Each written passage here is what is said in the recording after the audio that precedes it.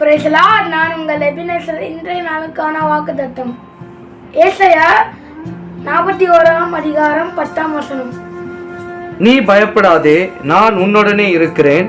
திகையாதே, நான் உன் தேவன். நான் உன்னை பலப்படுத்தி உனக்கு சகாயம் பண்ணுவேன். என் நீதியின் வலதுகரத்தினால் உன்னை தாங்குவேன். ஆமென். இன்னைக்கு கர்த்தர் கொடுக்கிற வார்த்தை என்னன்னா, நீ பயப்படாதே, நான் உனக்கு துணை நிற்கிறேன். நிறைய பேருக்குள்ள இருக்கிற பெரிய வியாதி கொரோனாவோ, பிபிஓ, சுகரோ, ஆனால் அதை காட்டிலும் பெரிய வியாதி தனிமை. இந்த தனிமையால நிறைய பேர் சாப்பிட மாட்டேங்கிறாங்க, தூங்க மாட்டேங்கிறாங்க, அழுறாங்க. எனக்கு யார் ஹெல்ப் பண்ணுவா, யார் எனக்கு சப்போர்ட் பண்ணுவா என்று நிறைய பேர் திகச்சு போய் நிற்கிறாங்க. இந்த தனிமை தான் நிறைய பேர் வாழ்க்கை அழிஞ்சு போனது காரணம்.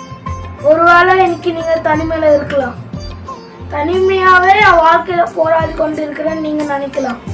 இன்னைக்கு கர்த்தர் சொல்றாரு, நீ பயப்படாதே, நானும் உனக்கு துணை நிற்கிறேன் என்று சொல்றாரு. நீங்க யாரோ தனிமையானவங்க அல்ல. சோ பயப்படாதீங்க, தைரியமா இருங்க. கர்த்தர் உங்க கூட இருக்காரு. God bless you.